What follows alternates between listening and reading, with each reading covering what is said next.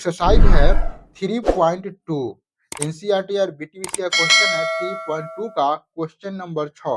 प्रतिच्छेदित करती हुई रेखाएं का फॉर्मूला क्या होता है? समांतर रेखाएं का शर्त क्या होता है? संपाती रेखा का मतलब होता है अनगिनत हल।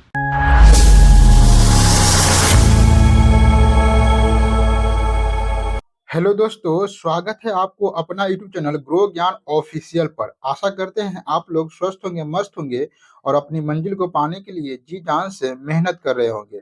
चलिए आज हम लोग एक नए क्वेश्चन को लेकर आए हैं। एक्सरसाइज है 3.2 एनसीईआरटी और बीटीबीसी का क्वेश्चन है 3.2 का क्वेश्चन नंबर 6। यहाँ पर एक समीकरण दिया गया है और हमको 3 गो शर्त दिया गया है और तीनों शर्त की मदद से हमको एक अपना नया समीकरण को लिखना है ताकि इन शर्तों को सेटिस्फाई कर सके। बहुत ही बेहतरीन क्वेश्चन है। चलिए इस क्वेश्चन को बनाने का प्रयास करते हैं। क्वेश्चन है, एक रैखिक समीकरण 2x + 3y - 8 = 0 दी गई है। दो चरों में एक ऐसी और रैखिक समीकरण लिखिए ताकि प्राप्त युग्म ज्यामितीय निरूपण जैसा कि क्या है, जैसा कि तो प्रतिच्छेदित करती रेखाएं हो, मतलब रेखा एक दूसरे पर काटे, है ना। उसके बाद समांतर रेखाएं हो, उसके बाद समपाती रेखाएं हो। इसका फॉर्मूला क्या होता है? प्रतिच्छेदित करती हुई रेखाएं का a/d बराबर नहीं b/e होता है ना, इसका फॉर्मूला। या इसका फॉर्मूला क्या होता है? समांतर रेखाएं का फॉर्मूला क्या होता है? तो a/d बराबर b/e बराबर c/f। इसमें से एगो बराबर होता है, एगो बराबर नहीं होता है। इसका होता है समांतर का फॉर्मूला। और साथ ही संपाती का क्या हो जाएगा? तो संपाती को होता है a/d बराबर b/e बराबर c/f। तीनों बराबर रहेगा तो कहेंगे कि ये क्या है? संपाती है। चलिए इनको बनाने का हम प्रयास करते हैं, इससे समीकरण लिखने का प्रयास करते हैं। चलिए यहाँ पर एक समीकरण दिया हुआ है 2x + 3y - 8 = 0। अगर प्रतिच्छेदित करती हुई रेखाएं, तब प्रतिच्छेदित करती हुई रेखाएं का फॉर्मूला क्या होता है? इसका होता है a/d बराबर नहीं b/e। a/d बराबर नहीं b/e, यानी कि a का मान यहाँ पर है, a का मान है 2 और b का मान है 3। यानी कि a का मान जो है वो d का मान नहीं होना चाहिए, यानी कि कुछ और होना चाहिए। b का मान जो है वो e का मान कुछ और होना चाहिए। तो हम अपना से अगर एक समीकरण लिख लेते हैं, है ना, 3x + 5y - 9 बराबर 0। तो क्या यह अलग अलग समीकरण है? देखते हैं मिलाकर कि क्या यह अलग अलग समीकरण है या नहीं है। देखिए यहाँ पर हो गया d बराबर 3, e बराबर 5 और f बराबर -9। अब इसको तुलना करके देखते हैं इससे, है ना। लिखते हैं हल होने के शर्त से a/d बराबर b/e बराबर c/f। a का मान कितना है? 2, d के मान है 3 बराबर, b के मान है 3 और c के मान है e के मान है 5 बराबर, f का मान है -8। यहाँ पर f का ये c का मान लिख लेते हैं -8, f का मान है -9। माइनस से माइनस कट गया, कटने वाला है, नहीं कटने वाला। देखिए ई भी बराबर नहीं है, ई भी बराबर नहीं है। इसका मतलब क्या होगा? इसका एक हल होगा, एक हल होगा, है ना। अतः यह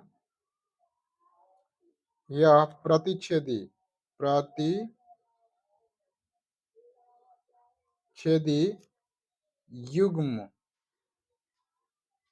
है, प्रतिच्छेदी युग्म है, क्योंकि एक हल होगा, इसका प्रतिच्छेदी युग्म होगा। देखिए अगला कह रहा है कि समांतर रेखाएं हो, तो समांतर रेखाएं का शर्त क्या होता है? a/d बराबर b/e बराबर नहीं c/f। यहाँ पर a का मान है 2, बी का मान है यहाँ पे देखिए 3 और सी का मान है -8, इस पर रखिए तो दो। अब बता डी का मान क्या रखे सो बराबर हो जाए इसके। बी का मान है 3 और सी का मान बराबर नहीं, सी का मान है -8। अब बताइए नीचे में इसके जगह पर हम क्या लिखे जो इसका बराबर इसके हो जाए, है ना, और इसका बराबर इसके नहीं हो। बताइए क्या लिखे, अपना मन से अब क्या लिखिएगा। तो हम यहाँ पर उदाहरण दे सकते हैं, यहाँ पर हम 4 लिख सकते हैं, 4, यहाँ पर लिख सकते हैं 6 और यहाँ पर लिख सकते हैं कितना 9 लिख सकते हैं। ठीक है, अब देखिए यहाँ पर इसको काट के कोशिश करिए काटने का, तो क्या हो जाएगा 2 दूनी 4, 3 दूनी 6, यहाँ पर 1/2 बराबर यहाँ पर 1/2 बराबर नहीं, यहाँ पर हो गया -8/9। ठीक है, यानी कि ये तो बराबर है लेकिन ये बराबर नहीं है। तो इसको क्या कहेंगे, इसको हम कहेंगे समांतर रेखाएं। क्या कहेंगे, समांतर रेखाएं। यहाँ पर ए का मान देखिए, ए का मान क्या रखे हैं 4, यहाँ पर ए का मान नहीं, यहाँ पर डी का मान रखे हम लोग 4, डी का मान 4 और हम लोग डी ई का मान रखे हम लोग 6 और हम लोग एफ का मान रखे हैं 9। तो यहाँ पर एक समीकरण हो जाएगा, दूसरा समीकरण क्या होगा, दूसरा समीकरण है ना, समीकरण हो जाएगा D X plus E Y plus F बराबर 0। दो समीकरण होता है, एक तो पहला समीकरण हुआ, एक दूसरा समीकरण हुआ। तो यहाँ पर देखिए डी एक्स, तो डी के मान 4 है तो 4x प्लस ई वाई, ई के मान कितना है 6 है तो 6y आप प्लस 9 बराबर 0। यह हो गया दूसरा समीकरण। ठीक है, और ये हो गया पहला समीकरण। ये दोनों समीकरण को अगर हम लेकर सोल्व करेंगे, ठीक है, तो कोई हल नहीं निकलेगा, यानी कि समांतर समांतर रेखाएं रेखाएं है ना होंगे होंगे कोई हल नहीं निकलेगा। दोनों को समीकरण सोल्व करेंगे तो कोई हल नहीं होगा, समांतर रेखाएं होंगे। देखिए अब तीसरा नंबर है क्वेश्चन कि 2x प्लस 3y माइनस 8 बराबर 0 समपाती रेखा। समपाती रेखा का मतलब होता है अनगिनत हल। ठीक है, यानी कि a बटा डी बराबर b बटा ई बराबर c बटा f हो, यानी कि सब बराबर हो।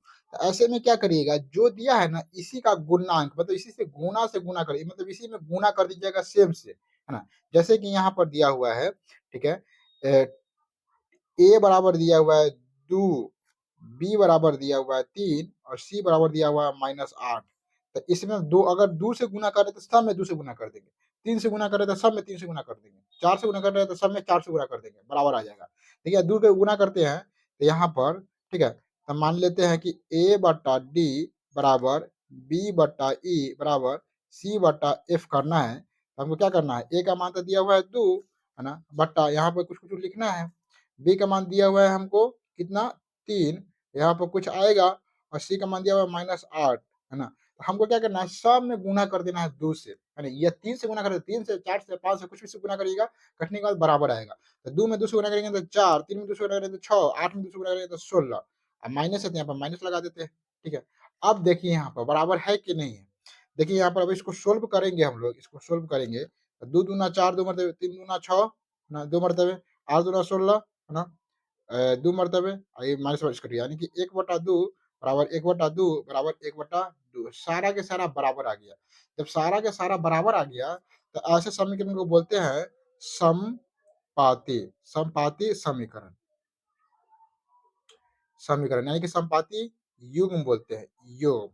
ठीक है, तो इसका एक उदाहरण क्या हो जाएगा, 4, 6, 16, यानी कि 4x प्लस 6y माइनस 16 बराबर 0। ये दूसरा समीकरण एक हो जाएगा, है ना, एक हो जाएगा दूसरा समीकरण। ठीक है, तो पहला समीकरण एगो ई हो जाएगा और दूसरा समीकरण एक ई हो जाएगा। ये दोनों अगर समीकरण को लेंगे तो बहुत सारे हल होंगे, अनगिनत हल होंगे, क्योंकि यह समपाती युग्म कहलाएगा। a बटा डी, b बटा ई या c बटा f बराबर करने पर सभी 0 आते हैं ना, मतलब सभी बराबर है, आपस में क्या है, सभी बराबर है। तो आशा करते हैं कि वीडियो अच्छा लगा होगा। वीडियो अच्छा लगा है तो हमारे चैनल को सब्सक्राइब कर लीजिए, है ना, लाइक करिए, वीडियो को शेयर करिए अपने दोस्तों में। मिलते हैं किसी नेक्स्ट क्लास में, तब तक के लिए जय हिंद।